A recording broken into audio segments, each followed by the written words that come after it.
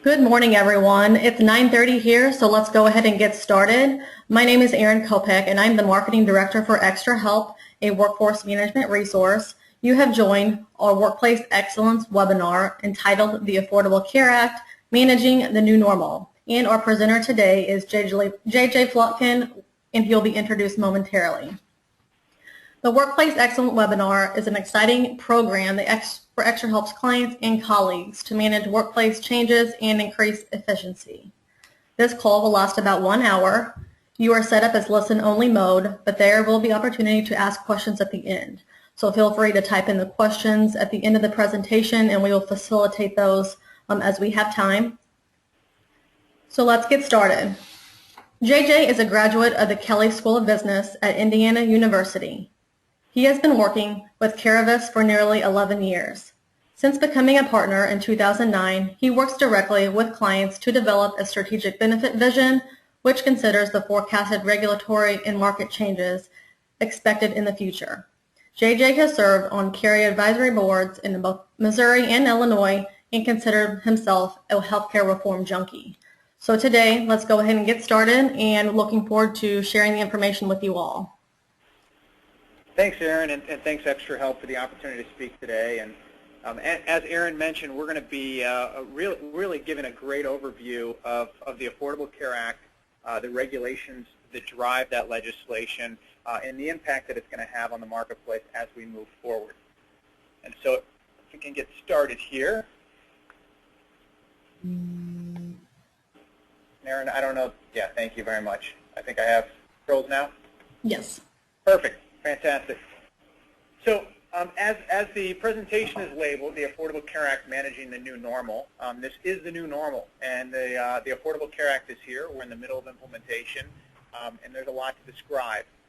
Now, the main thing to understand, and this is always a good disclaimer slide, is that healthcare reform is big and comprehensive, and healthcare reform is achieved in this legislation through new coverage, new funding, and new regulators. And as you see on the timeline, at least in the blue text, you can see that the rollout is over 8 years long.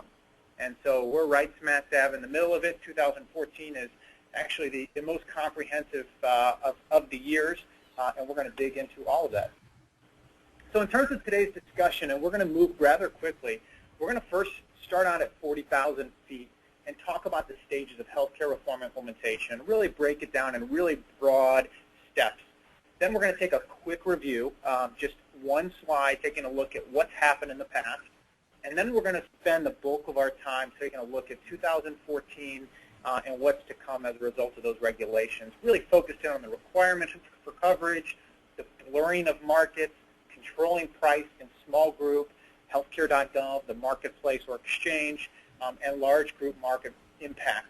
We're also going to talk a little bit about employer considerations, and then we will have time for questions at the end. So my goal is to speak for about 45 minutes and then allow us for 10 to 15 minutes questions at the end.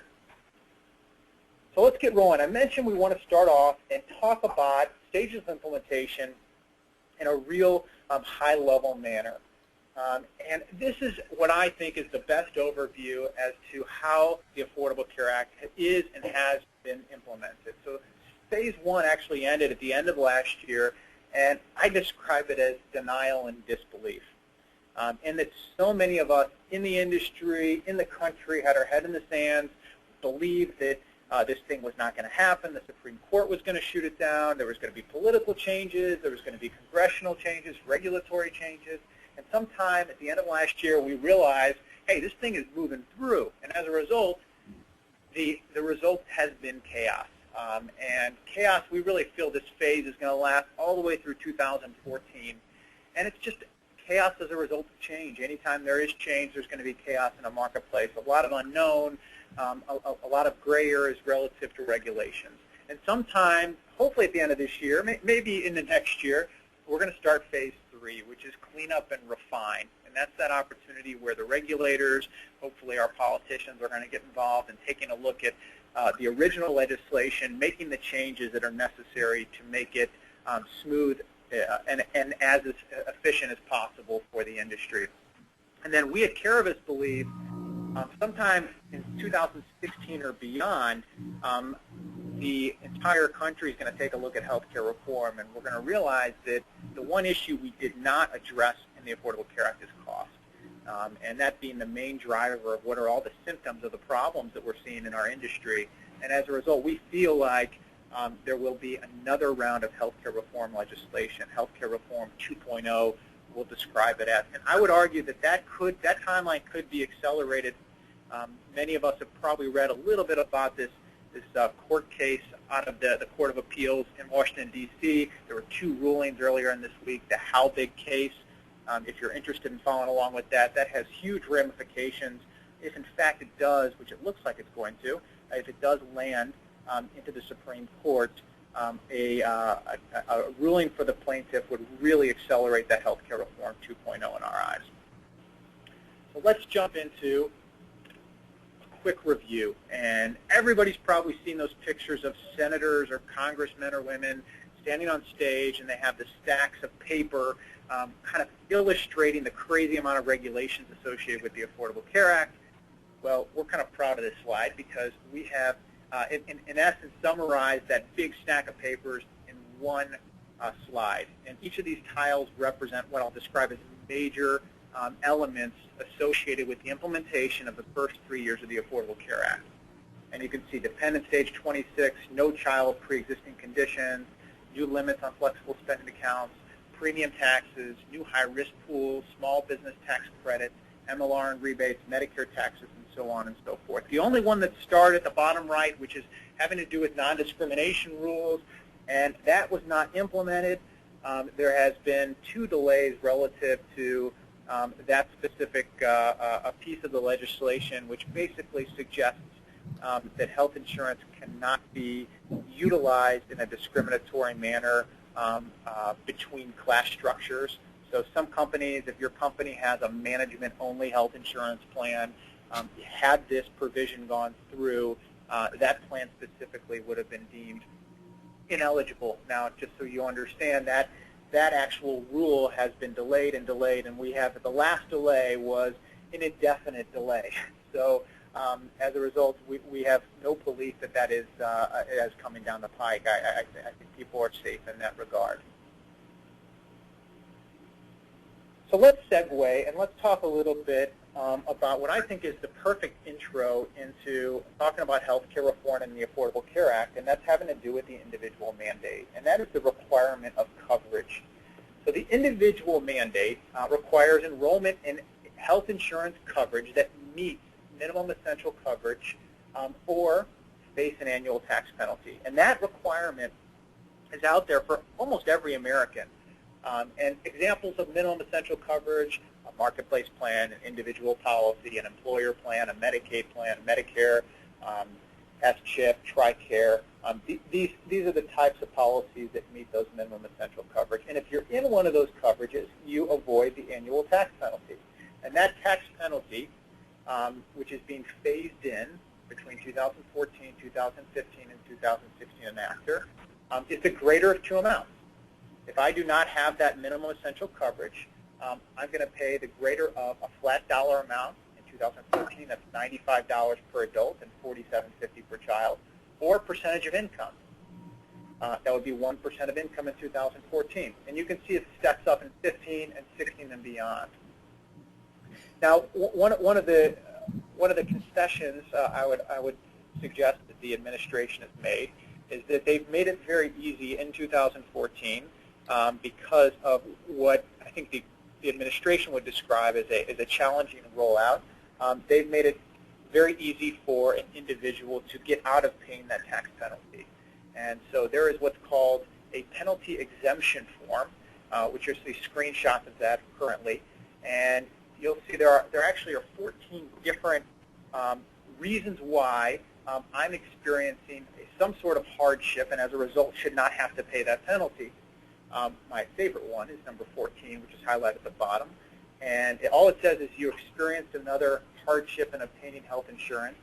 And the requirement is please submit documentation if possible, which basically suggests that no documentation is necessary in order to qualify for that hardship. So what I'm getting at is that truly, no one should, if they're paying attention to what's going on in the market, no one should have to pay tax penalties for not having minimum essential coverage in 2014.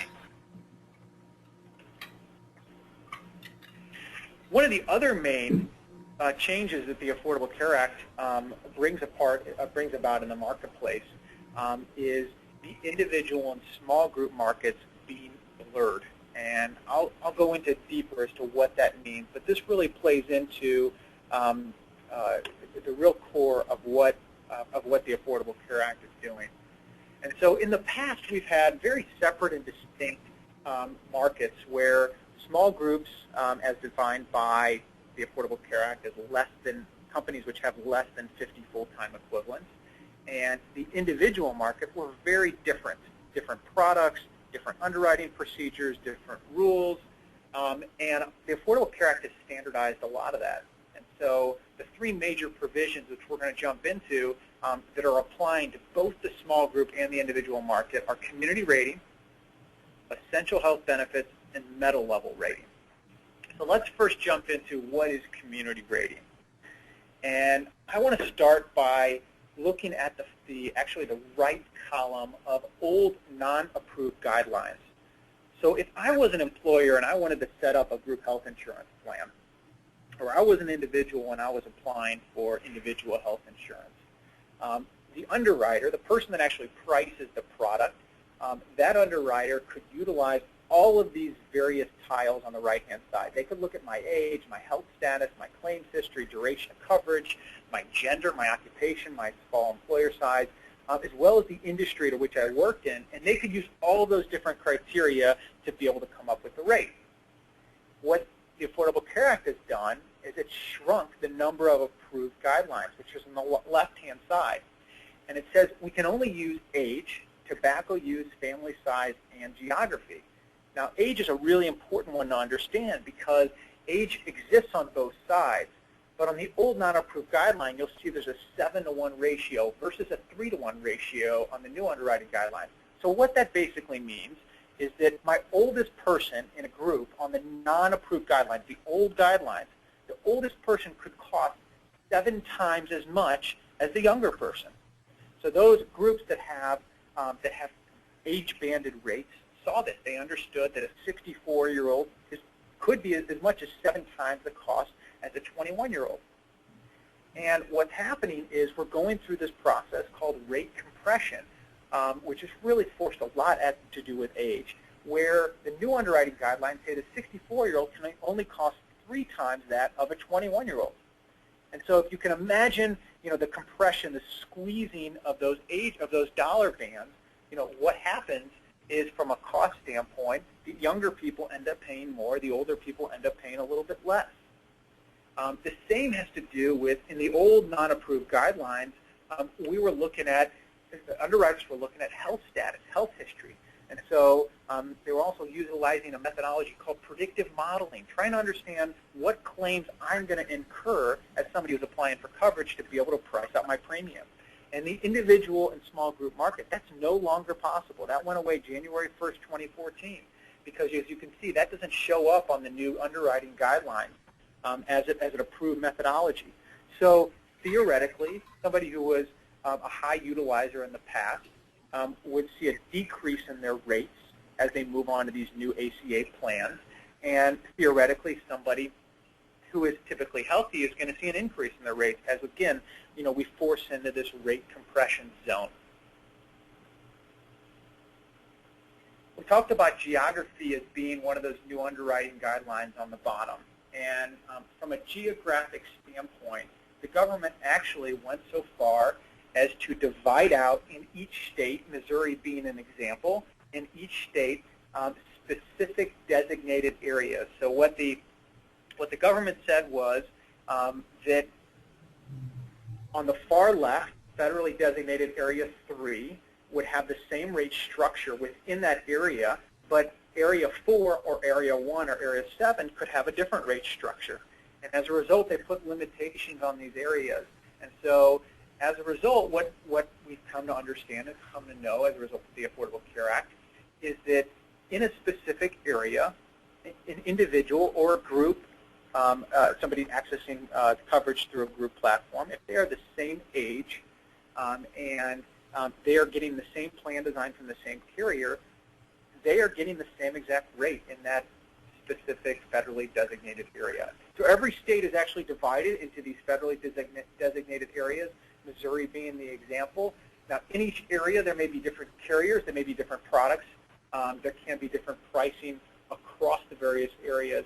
And we just highlighted one area to just showcase in Missouri in this federally designated Area 6, which includes the St. Louis area. There are 3 carriers that are available in the individual and in the marketplace products, Anthem, Coventry, and United Healthcare, all 3 being national carriers. Another one of those merging forces is essential health benefits, and this is really the government's attempt at trying to standardize what benefits are being covered on health plans across the country. And so the government outlined 10 different categories. You're seeing all 10 categories here, and they're suggesting that every health plan has to have these 10 categories, coverage in these 10 categories to be approved in this specific market. The one that's new, most of these are pretty standard, I think, that anybody's had in the past, but the one that's new is on the bottom right is pediatric services, including oral and vision care, which basically suggests that medical insurance plans have to cover child dental and vision care. And the actual regulation does provide a little bit of ambiguity in terms of what and how it's covered. But you'll see those changes if you're on an employer-sponsored plan or you have child coverage on the individual platform. You're going to see those changes, those benefits laced in as you migrate over to the ACA plans. The third and really final force that I think is really merging the individual and small group markets together is the concept of labeling each plan according to a meta level. And I think all of us can agree that health insurance is way too complex. The buying process has become very cumbersome and challenging, and it's very difficult to compare one plan from one carrier to another plan with another carrier. And so what the government came up with is they came up with this calculation called actuarial value, which I'm not going to spend describing. But actuarial value is a calculation that every plan has to use to determine whether that plan fits into a bronze, silver, gold, or platinum level.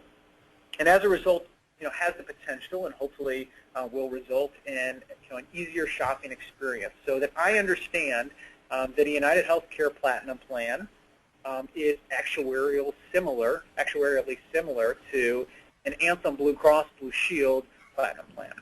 And it doesn't matter that one plan has a $500 deductible, the other one has a $1,000 deductible, because if I layer in all the benefits together, according to this calculation, they're very similar. A quick summary, because there's been a number of different markets that have emerged as a result of healthcare reform, and there's also been some confusion. We talked a little bit about the individual and group market, but we're going to talk in a couple of minutes about healthcare.gov, and we're going to talk briefly about what the shop exchange is. But really, there are 4 markets that are available for individuals and small groups. And they're all listed here at the top, and we've just got a quick kind of overview in the St. Louis marketplace.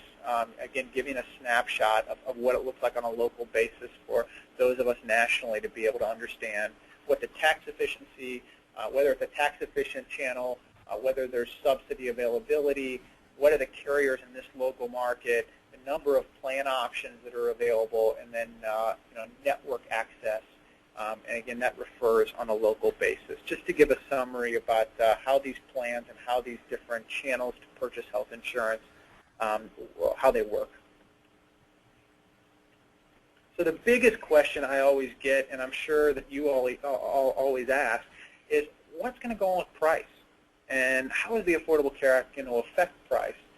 And you'll see on this slide the summary: the small groups poised for big increases, and this is certainly the case.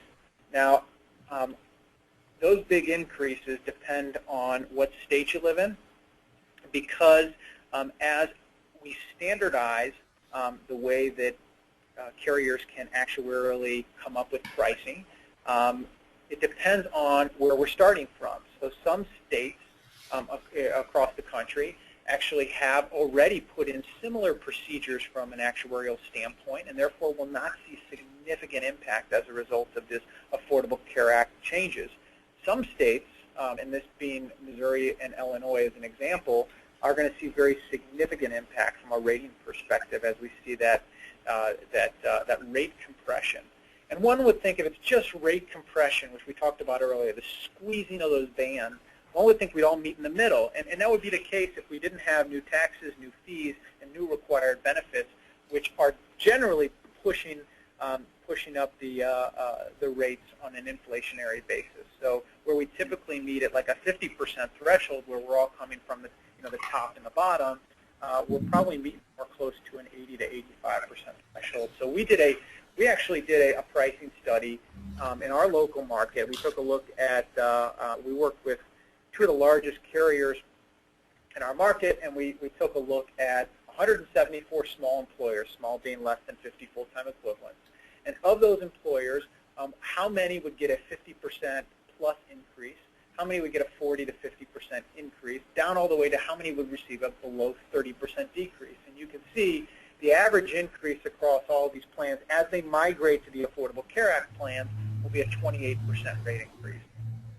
And as a result, you'll see that 38 of these plans are going to see greater than a 50% rate increase. And we're seeing that already in our local market. I was out at a construction firm, a group of about 30 employees, and they're receiving a 71% rate increase. We had a mechanical contracting firm that's receiving a 64% increase. I mean, this is happening. Now, the reason it's not happening in abundance is because there's something called grandmothering, which we're going to talk about in a couple of slides. But these are the factors that are driving those increases. The requirement to offer coverage and guarantee coverage to everybody, new actuarial value requirements at 60% actuarial value, the essential health benefits, which we talked about, new taxes, new fees, plan design limits. There's limits on what out-of-pocket maximums can be. Community rating is creating that rate compression, and the reinsurance program, which basically allows for some profit stability for carriers participating in the health insurance market. But I mentioned grandmothering because all this fear, all this anxiety about what the increases are going to be for small employers, something that a lot of people have taken advantage of is this concept called grandmothering. In some markets, it's referred to as transition relief, and it was all related back to the end of 2013. President Obama said, if you want to keep your plan, you can, and that was the intent of the law, and therefore he, in essence, gave the latitude to state insurance commissioners to allow carriers in each state to be able to make a choice as to whether they were going to allow those carriers to keep people's old plans, to keep companies' old plans available to them. And a lot of them did that through December 1st early renewals. And so basically what this allows is it allows a company to keep the same exact plan design. They can't make any changes on the plan design and renew that plan early on December 1st. And many states, I can speak to Missouri and Illinois, are allowing those same grandmothered groups, those groups that actually renewed on December 1st, 2013, to again renew early or renew on that grandmothered plan on December 1st, 2014. And we're understanding in Missouri specifically, I can't speak to Illinois yet, no decisions come to our office, but that there'll be again another grandmothering opportunity December 1st, 2015. So this is something to really understand and take advantage of. It's a little bit of a double-edged sword because it really handcuffs an employer to keep in the same exact plans and not make the necessary changes that they may want to make or may need to make to influence behavior. So just a quick, from a survey standpoint, we took a look at the percentage of small employers who are aware of grandmothering option. Almost 43% were even unaware that this was an option to them in 2013. And then of those aware, the percentage who actually grandmothered. So 60% of the 33% of small businesses across the country, according to this study, actually took that grandmothered status. And unfortunately, if an employer did not take that grandmothered opportunity, frankly, there's no way for them to move back that I'm aware of and be able to get that status. They are being pushed onto the Affordable Care Act platform. And I gave two examples of companies that we work with that decided not to take advantage of that grandmothered status, and as a result are seeing those pretty large increases that we're forecasting. So we can't talk about the Affordable Care Act without talking about the marketplace. And we certainly, I think it's fair to say that the rollout of especially the federally facilitated exchange on a national basis was a bit challenging, but really at the end, started to come together from a technology and from administrative standpoint. And so we've probably all seen this screenshot before. The concept of the health insurance marketplace or the state exchange was to allow and aid low-income individuals to be able to enroll in plans and have the federal government funnel down subsidies to be able to subsidize the cost of the premium of the plan. And this marketplace, according to whoever you listen to, had anywhere between 6 and 9 million people enroll across the country. And so in order to enroll in the marketplace, there are specific open enrollment periods. And so for coverage starting in 2014, there was an enrollment period of October 1st. It was actually delayed all the way until April for those people that had trouble. For coverage starting in 2015, it's a much shorter, it's an abbreviated enrollment period. It starts on November 15, 2014, and it goes through January 15 of 2015. And so, the challenge, will be, again, this year, this shortened period where it took, that initial onslaught of anywhere between 6 and 9 million people to enroll in, what was in essence a 6-month period, will be down to 60 days to be able to really make any changes or get new enrollments through this system.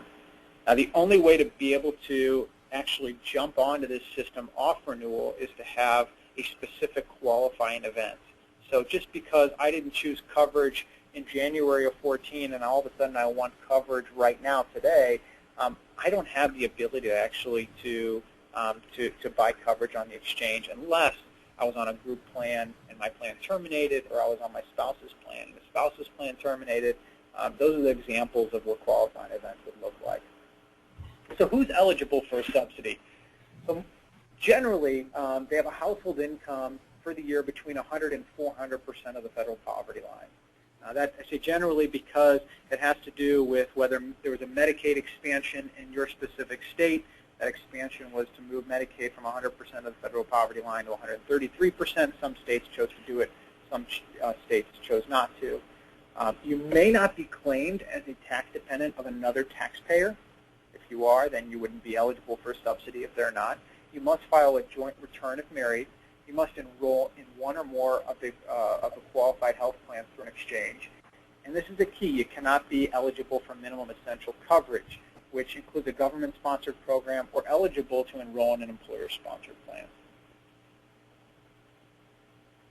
And this is an idea as to what the premium caps are for subsidies. So the far left column is income, and that's a percentage of the federal poverty line. Annual salary, so the federal poverty line for a household of one is $11,490, and then the premium cap, so as a percentage of income, what's the most that I could pay towards my actual health insurance premiums.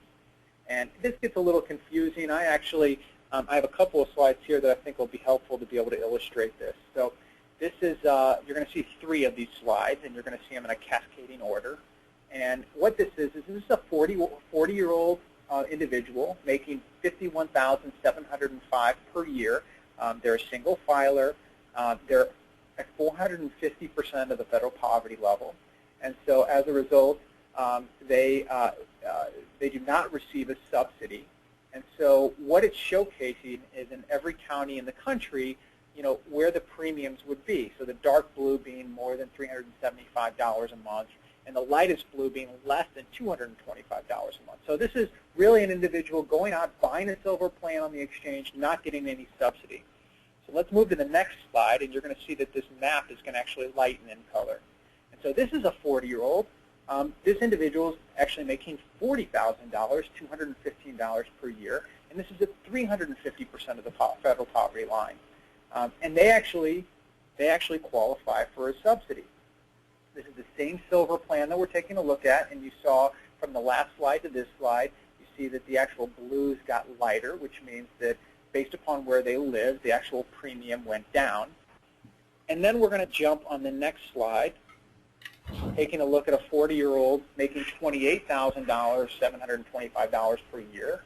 And that's 250% of the federal poverty line. They're getting a subsidy, and in virtually every county in the country, their premium is going to be less than $225 a month. And the reason I showcase this is because I think it really illustrates exactly how steep that specific premium subsidy comes in based upon income. So a lot of people think that if I'm at 399% of the federal poverty line, I'm going to get free health insurance, and it's just not true.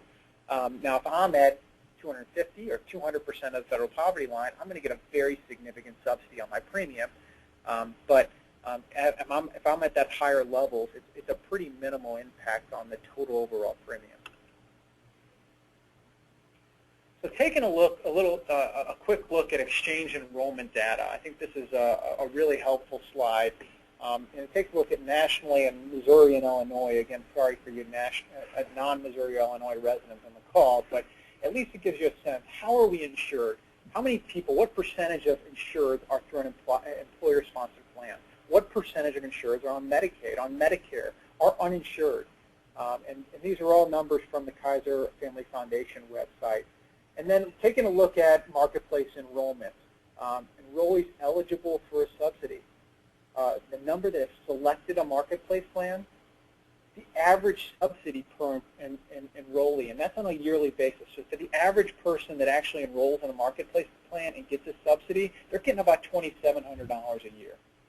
And the total premium subsidies that the government anticipates paying in 2014, let's see, it's $36.7 billion nationally, 342 million in Missouri, and 356 million in Illinois. And then Medicaid enrollment, Medicaid for those individuals who are either less than 133% or less than 100% of the federal poverty line. So we've talked about individuals, we've talked about small groups, we've talked about the health insurance marketplace. Well, what about large groups? And large groups are defined by the Affordable Care Act as having more than 50 full-time equivalent employees. And actually, large groups actually have the least amount of impact, but certainly do have some very impactful regulations placed on them. And the biggest of which is called the employer mandate. And it basically requires employers in this large group category to offer minimum essential coverage at an affordable rate or force paying a penalty. And this is a quick flow chart about whether a company is large, and if they're offering their coverage to their employees, and whether a penalty could be assessed. So the employer mandate, getting a little bit deeper into this, companies with more than 50 full-time equivalents must offer acceptable coverage at an affordable price or pay penalties. So affordable coverage is actually dictated, at least through a safe harbor, is dictated as employee contribution cannot exceed 9.5% of their wages. W-2 income, and showcased here on this slide. And minimum essential coverage also has to be provided. Now, if it's affordable and it's minimal essential coverage, they do not have to pay the penalty. And these penalties, there have been some changes in how they roll out. So those penalties are going to affect groups with larger than 100 employees in 2015, assuming that they do not cover more than 70% of their employees. If they cover at least 70% of their employees, they're going to be exempt from that penalty in 2015. But those employers with 50 to 99 employees, they're actually going to have a year reprieve from the employer mandate that required them to provide that minimum essential coverage at an affordable price until 2016. And this was a delay that came out approximately 3 or 4 months ago. So to understand what the employer mandate penalties are, is that there's actually 2 different penalties. And the first penalty is assessed to those companies that are truly not providing minimum essential coverage. And that penalty is assessed at $2,000, annual penalty, so $2,000 times the number of employees minus the first 30. So if I have a group of 100 employees, what I'm going to do is I'm going to take out the first 30 because I'm not going to be penalized on that. So in essence, I have 70 employees, and I'm going to multiply that by the $2,000 annual penalty, and I'm going to owe the federal government $140,000 in that example. Now let's say I do provide coverage, but let's say that I'm not providing it at an affordable rate, meaning that my employees are paying more than 9.5% of their wages towards health insurance. That penalty is a different penalty. That penalty is a $3,000 annual penalty, and that penalty actually only comes into play if that employee who's paying more than 9.5% of their wages towards the health insurance decides not to enroll in our group health insurance plan and decides to actually enroll in a marketplace plan and qualifies for a subsidy in that marketplace plan. So again, if that employee qualifies for a subsidy on a marketplace plan and waives our group coverage, the employer is responsible to pay a $3,000 per employee tax as a result of that action. So let's move on from large group, and let's talk a little bit about employer consideration. So for those of you that work from an administrator standpoint on group-sponsored health insurance plans, a couple of quick tips, ideas, considerations as you move forward and start your planning for the implementation of the Affordable Care Act. So to start us off, let's take a look at some results from an organizational survey. And the question that was asked is, what are the likely actions your organization will take if healthcare reform increases your organization's healthcare benefit costs? And you'll see 74% of the employers check the box that says pass increases on new employees. 65% also check the box that reduce health benefit and programs. Some will look towards wellness, that's that purple line. Some will absorb costs. Some will adopt and implement a consumer-driven healthcare solution, increase prices of your products and service, and you can see as it tails off from there. The reason this is important is because obviously there's not just new price increases, but there's also new regulations. And there are some things that large groups, small groups, groups especially on that border of 50 full-time equivalents really need to start preparing and going through. And this auditing and testing is extremely necessary. And so I'll layer in these 3 things as very, very important. Number 1 is full-time equivalent testing. Will a company fall under small or large groups? I mean, companies that have 4 or 5 employees, truly 4 or 5 employees, period, obviously know they're small group. But those employers that have maybe 10 full-time employees but have 100 part-time employees, well, there's a specific calculation that employer needs to go through to determine whether they're small or large group. A company must also take a look at affordability testing. If they deem that they are above 50 employees, we've got to understand, is this coverage affordable for their employees? Because if it's not, and that employee goes in and gets a subsidy through the marketplace, that employer is going to receive a $3,000 per employee that actually goes in and does such that penalty. And then it's really important that we go through an essential benefits audit and make sure that we are offering a plan, if we choose, that meets that minimum essential coverage requirement. Potential strategies. I mentioned the grandmother strategy. Something for small groups to really consider is to keep on that grandmother plan, that transition relief plan, the plan that does not take into account the new Affordable Care Act requirements. Taking a look at adjusting contribution formulas. So for large groups, having a sliding scale contribution from 9.5% or really 9.4% of income to a cap allows for total compliance, and that can be done on a variable hour basis.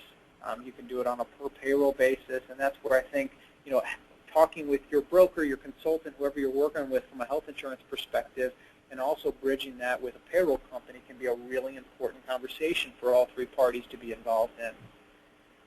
Cost shifting from dependent contribution towards employee. This is a major shift, and I believe a major implication of the way that the law is written today is that companies are taking any dollars that they are currently contributing towards dependent coverage, being spouses and child coverage, and they're redirecting that. They're saying, we're not going to pay anything towards spouses and children moving forward. We're going to put all of that money towards employee, and as a result, further subsidizing the employee cost of the health insurance. And I think that's a major shift that I think all employers need to have an understanding of and take into consideration when they're making decisions for their own plan. And then last, in terms of these potential strategies in this slide, is to develop an individual channel for dependents. So another big migration that's going to occur, or at least is forecasted to occur, is that as prices increase in the employer-sponsored market, is that it's very possible that we're going to see dependents, namely spouses and children, decide that they don't want to stay on their parents or their husband or wife's health insurance policy that's through an employer, that there may be better options for them that's better suited for them in the individual market or even in the marketplace exchange. And so it's very important, I think, for employers to be able to have a channel, have a partner for those dependents of their employees to be able to utilize to analyze those potential solutions and compare it against the group plan. Another strategy for large groups that any employer that has more than 50 full-time equivalents and doesn't necessarily offer health insurance today and doesn't necessarily want to offer health insurance moving forward, that they should be analyzing and taking a look at is something that's referred to in the marketplace as minimum essential coverage, and or I've also heard it referred to as skinny plans. And these are specific plans that have been created as a result of the Affordable Care Act to fulfill the requirements, the minimum essential cover requirement that relieves an employer from the potential to pay a $2,000 per employee penalty in the event that they don't offer minimum essential coverage. And it is very important that an employer understands what this plan is, why it's different, and why it's not traditional health insurance. And also understands that, in my opinion, this is a loophole type of plan. This is a plan that really does not sit in the spirit of what the Affordable Care Act is trying to do, because it does not provide that comprehensive coverage to people. But what it does do is it allows for a safe harbor for employers to make sure that they're not going to have a very large expense relative to the tax penalty for not offering minimum essential coverage. And so a plan like this may trigger the possibility of a $3,000 employee charge, but remember, the $3,000 penalty only applies for each employee that actually goes to the exchange and receives a subsidy. So again, there's a cost-benefit analysis that needs to be done. There's a cultural conversation that needs to be done. There's a real analysis that needs to be done to determine whether this might be a good solution for those types of companies. Another strategy, and I would really just call this a trend, not a strategy, is the concept of what's called defined contribution.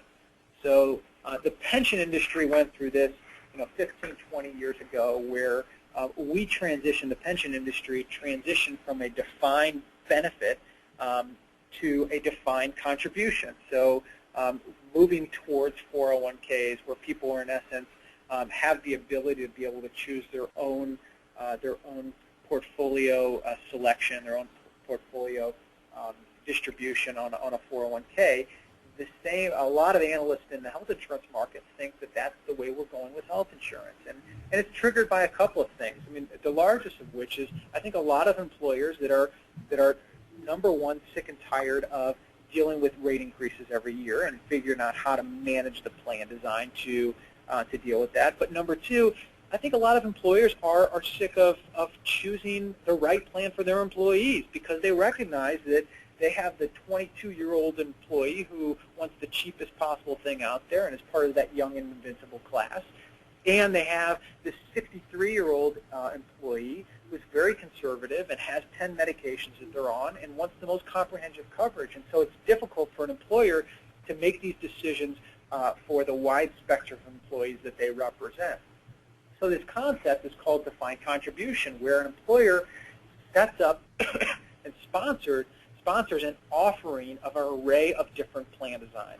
So one plan design may be a fully comprehensive, low deductible, $500 deductible plan, which has copays for everything at a very low cost, but the premium is very high.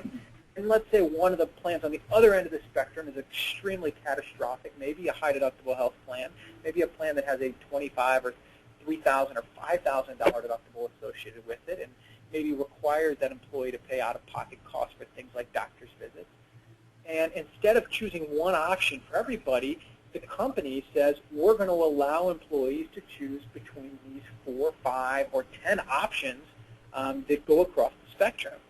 And the company is going to give an allotment of dollars, a fixed dollar amount to each employee, and that employee is going to go through a shopping experience, and they're going to determine what dollars they're going to use for their medical insurance, whether they want to buy dental insurance, whether maybe life insurance. Maybe we're also going to offer things like disability, long-term care insurance, pet insurance, travel insurance. There's a lot of different benefits that could be interlaced among this shopping experience. And a lot of these experiences can be streamlined and I think bettered by technology. And so we've heard about this term in the marketplace called private exchanges. And private exchange is truly just an online platform that allows for a defined contribution solution and hopefully has some sort of decision support. Because this is a major flaw, I think, in the early adopters of this concept is that a lot of employees have never made these buying decisions before. And this is probably relates back to why the health insurance marketplace, healthcare.gov, had such trouble at the beginning, is because a lot of people have relied upon their employers to make these decisions for them. So they need education, they need information, and they need assistance. And a decision support tool can provide that through a simple risk analysis and some recommendations that are spat out. And so this is a real shift in the marketplace, and I think it's something that everybody needs to be aware of, and it does allow for employees to have specific, customized solutions for themselves that meet their own needs if done in a thoughtful manner.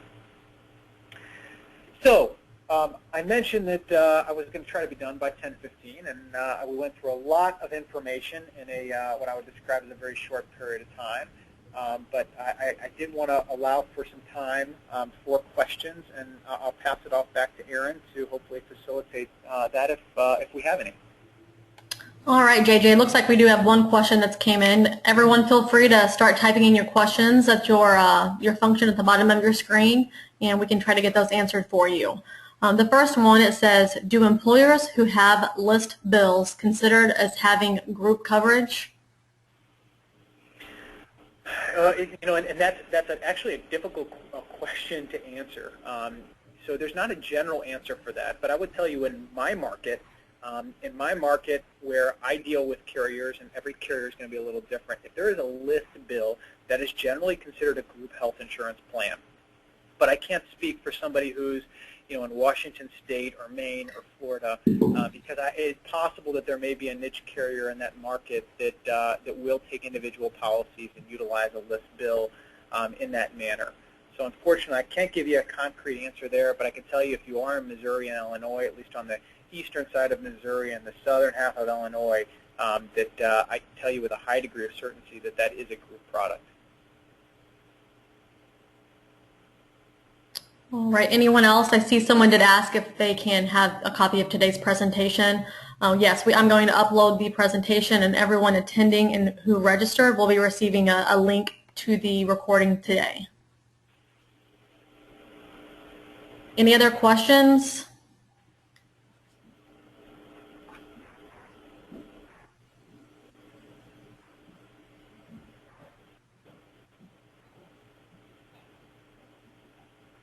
All right, let's see. All right, JG, I do not see, let's see, maybe we have another one coming in. Yes, here we go. For small businesses under 50 full-time employees, is there a requirement as to how many participants in a group plan? And is the small business exchange going to be a better option than Anthem Direct? So a couple of good questions in there, and I appreciate the questions. So the first one, if I understand it correctly, we're asking, is there a minimum requirement employees that have to be on a group plan for companies under 50 employees? And so the easy answer is that the government is not dictating how many is necessary for a group plan to be established for companies under 50 employees. So it's possible we could have a group of 2 or a group of 4. We could have a group of 40 eligible and only 20 people are enrolling in that plan. But carriers do have the ability to be able to set specific contractual requirements. So generally, in the past, carriers have required that 75% of the eligible employees, 75% of the eligible employees in a specific company, and eligible typically being those employees working 30 or more hours, have to enroll in the plan in order to set up that group health insurance plan. Those rules have generally been relaxed across the country. I know of some carriers that are allowing groups that have as few as 25% of the eligible employees enroll in the plan. They're actually allowing that group to move forward. So it is possible to have a low percentage enrollment depending on the carrier that you're choosing for the product that you're purchasing. And the second part of the question had to do with the shop exchange. And we didn't talk a lot about the shop exchange. And there are a couple of reasons why we didn't talk about the shop. And for those that are not familiar, the shop exchange is a marketplace, in essence, much like the individual marketplace, that is specifically set up for small businesses, for businesses between 2 to 50 full-time equivalents. And it's set up in a manner much like we talked about private exchanges, where a company can funnel in a tax-efficient manner on a pre-tax basis. They can funnel money, defined contribution, to this plan and allow employees to be able to choose amongst a number of different plan options on the shop marketplace. And it's a really cool concept conceptually. It's one that I think that has a lot of merit from a consumer standpoint. The issue is that in most states, the carriers have been very skittish about enrolling and being involved in that type of market. And so as a result, most states do not offer the type of shop exchange to which is offering the products that clearly mirror and compare to the products that are also available in the private employer-sponsored options available in that market. And so as a result, most states' shop exchange have not had much success. And there are some exceptions, and if anybody is really interested in learning more, you'll be able to get my contact information about your specific exchange or shop exchange. I'd be glad to get you some information on state-specific, but I won't go into detail on all 50. But great question, and I appreciate it very much. All right, we do have another one. If you own 2 businesses with 25 employees each, does that put you into having 50-plus employees? That's another great question. Great question. And so the quick answer is that the aggregation rules that the IRS uses to be able to determine whether to aggregate companies that are commonly owned being more than 50% owned by one person, or a family of individuals. As a result, those are the rules that are used to determine whether a group is small group or large group. So yes, the answer is yes. We need to follow those IRS rules, and I forget what the actual statute is, and I know an accountant or a consultant can certainly help you with that, but we do need to pay specific attention to individuals that own multiple companies to determine whether, in fact, each company might not have 50 full-time equivalents, but in aggregate, the companies together have over 50 full-time equivalents. Therefore, each company then actually fits into that large group arena and has the requirements of a large group, and therefore has the potential to receive penalties if they don't fulfill the employer mandate. All right, we have another one. If a company has only 25 full-time employees, do we have to offer insurance? Great question, and this short answer is no. You do not have to offer insurance.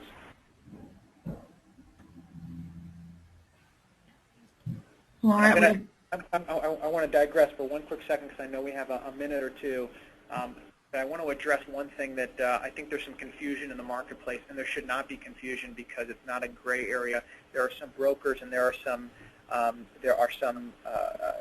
carriers out in the market and CPAs that are marketing what they're describing as group plans using individual policies. And I will throw out a very strong warning that the IRS has made it very clear that groups, employers, cannot use the tax-efficient manner or tax-efficient chassis of a group-sponsored plan, even through HRAs or things like weird acronyms called HIAs, which really don't have any existence. That's the marketing term. We cannot use these HRAs to allow employees to use pre-tax dollars to buy individual health insurance policies. The only way that a company and individuals attached to a company can take advantage of the tax efficiency of an employer-sponsored plan is actually through an employer-sponsored plan. So those that are evaluating or currently involved in having their company reimburse individual health insurance premiums and or using HRAs to fund money to pay for individual health insurance premiums, I would really encourage you to stop that practice right away and talk to your accountant about what the potential penalties are, because they are very steep, very scary penalties, and if there is policing in this area, which there may or may not be, then it can be very devastating to a business. All right, JJ, if you want to provide your contact information, and then we can, if they have any more questions, they can reach out to you. Looks like there's one more coming in we may have time for. It says, company has 100 employees, only 25 full-time employees that have an average of 30 hours plus. Is there any risk of penalties of not offering insurance?